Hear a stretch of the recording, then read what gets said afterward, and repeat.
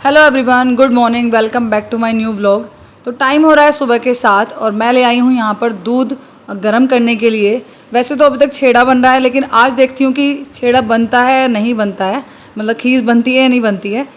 तो एक साइड रख लिया है मैंने दूध गर्म करने के लिए और एक साइड रख ली है भैंस के लिए पत, क्योंकि अभी हमारी भैंस ना 4 दिन की जच्चा है तो उसको पत पिलाई जा रही है। ये तो पता नहीं कि जहाँ पर पहले थी वो पिला रहे थे नहीं पिला रहे थे, लेकिन यहाँ पर आई है तो मैं इसको डेली पत पिलाऊंगी, क्योंकि इसका इस टाइम ख्याल रखना बहुत ज़रूरी है। इस टाइम जितना ख्याल रखा जाएगा उतना ही ज़्यादा इसका दूध बनेगा, उतना ही अच्छे से ये मजबूत हो पाएगी। क्योंकि इस टाइम ना भैंस बहुत कमज़ोर सी हुई पड़ी है। ऐसा लग रहा है जैसे बहुत ज़्यादा खाने को नहीं मिला बेचारी को क्योंकि जहाँ पर ये थी ना तो वो है माली, और माली इतना ध्यान नहीं रखते हैं जैसे हम और आप लोग रख लेते हैं ना ढोरों का, ऐसे नहीं रखते हैं। तो बस इसीलिए शायद वो इतनी कमज़ोर हुई पड़ी है। तो मैंने सोचा है कि डेली इसको पत पिलाऊंगी घी डालकर, चीनी की, क्योंकि शक्कर तो डाल नहीं सकती हूँ क्योंकि शक्कर गर्म होती है, गर्मी वैसे ही पड़ रही है। तो चीनी की पत बना रही हूँ और एक साइड दूध में डोरी चलाई जा रही हूँ, क्योंकि जो कच्चा दूध होता है ना तो उसको बराबर चलाना पड़ता है। अगर आप उसको गर्म करने के लिए ऐसे ही छोड़ दोगे तो वैसे ही वो फट जाएगा। और बैठे बैठे मेरे होने लगा कमर में दर्द, तो मैं एकदम से सीधी कर रही हूँ कमर को थोड़ा बहुत दर्द अभी भी है, पूरा तो नहीं गया है लेकिन हाँ थोड़ा बहुत है। तो दूध को बराबर चलाया जा रही हूँ मैं, जिससे कि ये देख सकूँ कि आज फटेगा या इसका दूध बन जाएगा। लेकिन कुछ टाइम बाद ही ये खदकने लगा और फटा बिल्कुल भी नहीं, क्योंकि जब मैंने कल गर्म किया था ना तो ये कल खदकते ही फट गया था, लेकिन आज बिल्कुल भी नहीं फटा है। तो इसका मतलब दूध बन चुका है। मैं कर रही थी नीचे काम, इतने में ही मोहित ने फ़ोन किया मुझे कि ऊपर आकर देखो हम क्या कर रहे हैं। तो दोनों बाबू बेटे उड़ा रहे हैं पतंग, क्योंकि काफ़ी अच्छी हवा चल रही है सुबह के टाइम। और जोरावर ने फर्स्ट टाइम अपने हाथ में पकड़ी है डोरी। मोहित ने ना इसको मांझा नहीं दिया है, नीचे वो रील बांध रखी है, जो सिलाई वाली रील होती है ना वो बांध रखी है।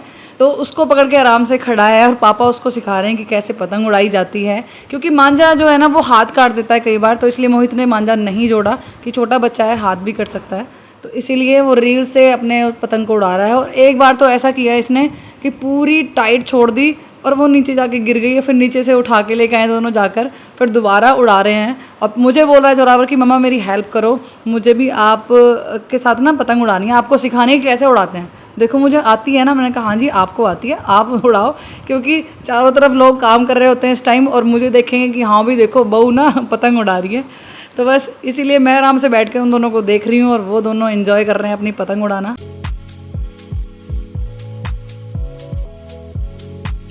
टाइम हो रहा है दोपहर के 3 और मैंने रखी हुई है यहाँ पर चाय बनने के लिए, और एक साइड मैंने रखी हुई है सब्जी, क्योंकि सुबह बनाई थी मैंने तोरी की सब्जी। और आजकल जैसे गर्मी पड़ रही है तो दोपहर को जब चाय बनती है उसी के साथ सब्जी गर्म करनी पड़ती है, उसको खदकाना पड़ता है, तभी जाकर वो चल पाती है। अगर दोपहर को सब्जी ना खदकाओ तो वो ख़राब हो जाती है, खट्टी हो जाती है।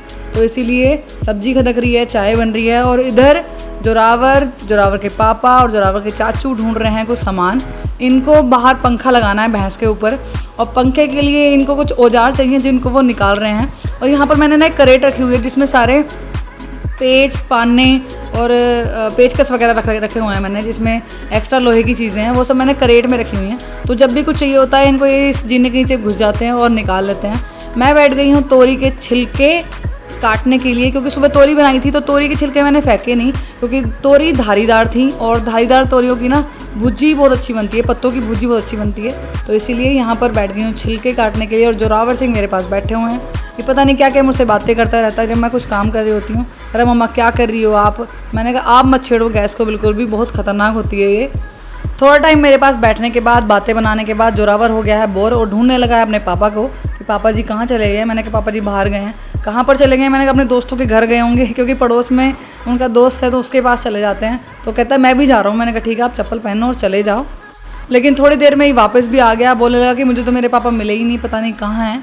मैंने कहा बाहर जाके देखोगे तभी तो मिलेंगे ना, कमरों में ढूंढ रहा है, कमरों में भी नहीं मिल रहे हैं। और फिर लास्ट इसको ऑप्शन क्या मिलता है कि चलो आप मुझे छोड़ के आओ, कहाँ पर हैं पापा, मुझे वहीं जाना है। तो मैं फिर इसको छोड़ के आती हूँ, और अकेला जाता नहीं, क्योंकि कुत्ते हैं बाहर। कुत्तों से पहले डरता नहीं था लेकिन अब डरने लगा है। अभी कुछ 6-7 महीने पहले ना ये और एक पड़ोस में बच्चा है, वो दोनों खेल रहे थे और ये ना छोटे छोटे पिल्लों के पास पहुँच गए। इतने में ही ना वो पिल्लों के पास जाती, उनकी मम्मा को लगा कि ये इन पिल्लों को परेशान करने आए हैं, इन पपीज़ को परेशान करने आए हैं, तो वो इनके पीछे भाग लिया और ये डर गया तब से। तो तब से ये कुत्तों के पास बिल्कुल भी नहीं जाता है। और आजकल जैसा हाल चल रहा है ना कि सही कुत्ते भी अगर काट रहे तो रैबीज़ हो जाता है, तो ये भी सही है कि कुत्तों से दूर ही रहना चाहिए। मैं इसको यही बस समझाती हूँ कि बेटा कुत्तों से दूर रहना चाहिए, चाहे कितने पालतू हों, चाहे कितने बाहर घूमने वाले हों, आवारा हों, कुत्तों से कोई यारी नहीं करना चाहिए। तो ये इसीलिए उनसे लगता नहीं है बिल्कुल भी। जब तक चाय बनी तब तक मैंने तोरी के जो छिलके थे वो काट दिए थे और वो आलू के साथ उबलने भी रख दिए थे। तो वो उबल चुके हैं अब, और मैं कर रही हूँ उनको ठंडा, क्योंकि गर्म को तो मैं ना तो छील सकती हूँ, ना जो पत्ते हैं जो छिलके हैं उनको मैश कर सकती हूँ, तो इसीलिए इनको ठंडा करके रखना पड़ेगा।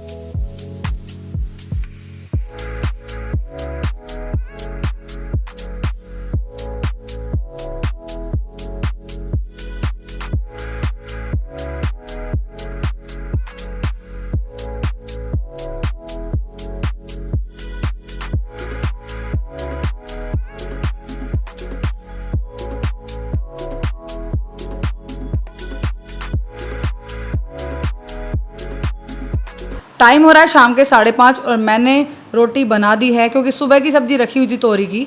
तो देवर को जाना था ड्यूटी, तो बोलने लगा कि मुझे खाना खाना है, टाइम से जाना है।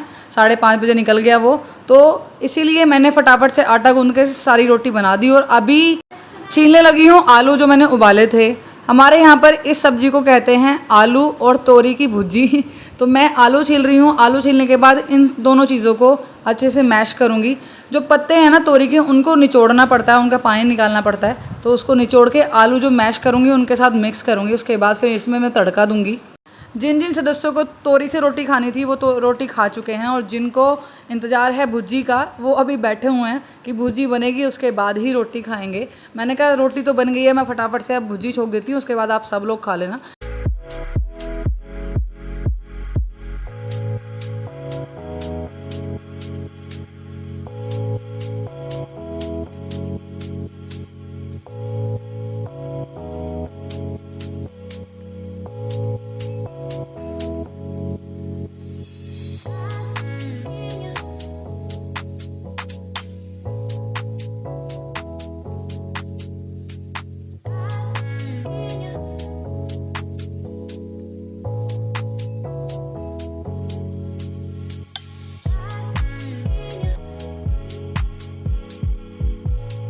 तो मिक्सर मैंने बना के रख लिया है और गैस पर रख दी है मैंने कढ़ाई, और उसमें डाल दिया है थोड़ा सा सरसों का तेल। अभी डालूंगी मैं सरसों का तेल गर्म होने पर थोड़ा सा जीरा, और थोड़ा सा मैंने आज लहसन काटा। वैसे तो मैं ज़्यादा सब्जियों में लहसन डालती नहीं, क्योंकि यहाँ पर ये लोग खाते नहीं है लहसन, लेकिन कुछ चीज़ें होती हैं जिनमें लहसन अच्छा लगता है, तो इसलिए मैंने लहसन डाल दिया है। उसके बाद डाल दिया है प्याज, और प्याज को मैं सुनहरा भून लूँगी, और भूनने के बाद डाल दूँगी इसमें टमाटर। टमाटर में मैंने पहले से ही सारे मसाले डाले हुए हैं, नमक, हल्दी, मिर्च, धनिया, चाट मसाला, ये सब चीज़ें मैंने पहले ही डाल के रखी हुई हैं। तो बस टमाटर अच्छे से मुलायम हो गए हैं, मसाला भुन गया है। अभी डाल दिया है मैंने जो मिक्सर बनाया था ना, उसको डालने के बाद अच्छे से मैं इसको चम्मच की मदद से मिक्स कर दूंगी, जिससे कि सारे मिक्सचर में ना मसाला मिल जाए। तो बस मिल गया है और बन गई है हमारी आलू तोरी की भुजी। यहाँ पर जोरावर अपने पापा को बोल रहा है, चाबियाँ ली हुई हैं इसने खिलौने वाली, और इनको बोल रहा है कि चलो आपको जेल में बंद करता हूँ, आपको करता हूँ मैं गिरफ्तार। तो मैं इसको बोल रही हूँ कि नहीं बेटा, गिरफ्तार नहीं होता, गिरफ्तार होता है। कह रहा नहीं, गिरफ्तार होता है। तो आप भी सुनिए कि ये क्या कह रहा है। आपको करना पड़ेगा गिरफ्तार। गिरफ्तार। नहीं दाढ़ी।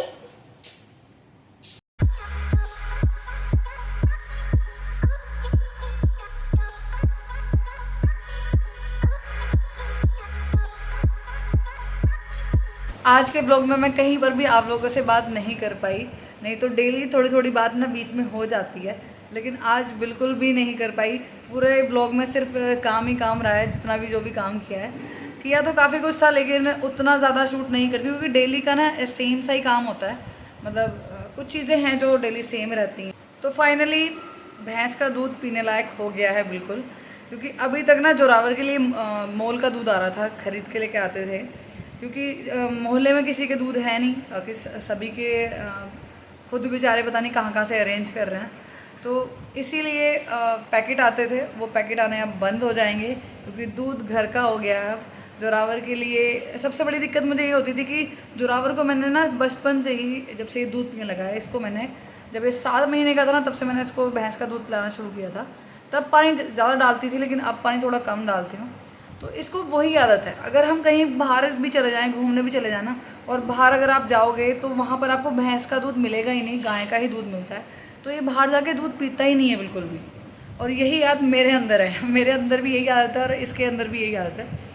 तो ये ना दूध पीना पसंद करेगा बाहर जाकर, लेकिन गाय का दूध को मुंह नहीं लगाता है। तो ये बड़ी समस्या है इसके साथ। लेकिन हाँ, मम्मी के पास आता है तो मम्मी के पास कोई दिक्कत नहीं होती, क्योंकि वहाँ पर भी हमारे भैंसें ही रहती हैं, और अब ऊपर वाले की कृपा से यहाँ पर भी हो गई है। तो बस कुछ ऐसा रहा मेरा आज का ये दिन। इस व्लॉग को करी मैं यहीं पर एंड, मिलते हैं नेक्स्ट व्लॉग में। तब तक अपना ख्याल रखिए, मुझे से सपोर्ट करते रहिए। वीडियो अच्छी लगी तो वीडियो को लाइक कीजिएगा, चैनल पर नए हो चैनल को सब्सक्राइब कीजिएगा। Thanks for watching my video.